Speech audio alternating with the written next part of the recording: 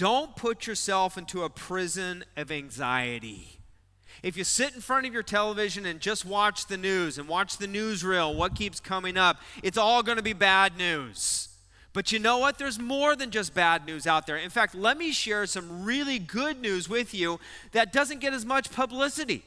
Dave Ramsey, number one talk show host in the land today. In fact, we have a number of people going through his financial peace course, but he posted this online and quoted all these sources of where these things came from. But here's some good news. China has closed all 16 temporary coronavirus hospitals in Wuhan, China, where this outbreak began. They said they don't have enough new cases to support the hospitals being open. That came from the New York Post and many other sources.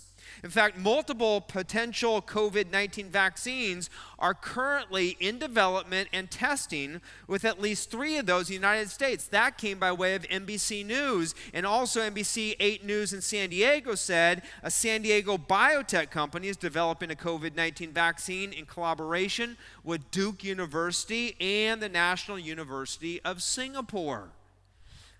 Fox 5 out of D.C. said the first 3 people to test positive for COVID-19 in the state of Maryland have all recovered and are able to resume normal living. The 3 included a married couple in their 70s and a woman in her 50s. In fact, a team of Canadian scientists has successfully isolated and grown copies of the coronavirus. That's bringing the world a step closer to finding a vaccine. The New York Post wrote that. In fact, News 4 out of Oklahoma said the first person to test positive for COVID-19 in Oklahoma has already recovered. This individual had 2 negative tests, which is the indicator of recovery. In fact, here's some really good news. A 103-year-old Chinese grandmother has made a full recovery from COVID-19 after being treated for 6 days in Wuhan, China. That was reported on MSN and as well as Euro Weekly News. Apple, the BBC has said this, and the Business Insider says that Apple has reopened all 42 of its retail stores in China. And also good news from South Korea, where the number of new cases is declining. NBC News reported that. Now, that's not play that continues to come onto our news set. That's not play that you continue to see online, but it's out there. Those things are already taking place. In fact, in terms of infectious disease, it's now said that the fatality rate for the coronavirus in Wuhan is about only 1.4, which is lower than earlier estimates.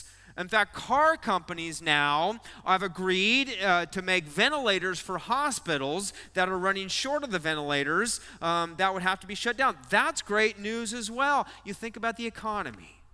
Yes, we don't know what's going to take place in our economy, but already some goods and services, some companies that provide goods and services, especially relevant to the crisis, are saying that they're doing exceptionally well. In fact, some economic professors say that the economic demand is being deferred, not eliminated. They say we could see a burst of spending that will come when the crisis is over. And we're starting to hear that we're not having to pay or file our taxes by April 15th, but we can do it on July 15th. That's always good news, not to have to pay taxes or be able to at least delay them.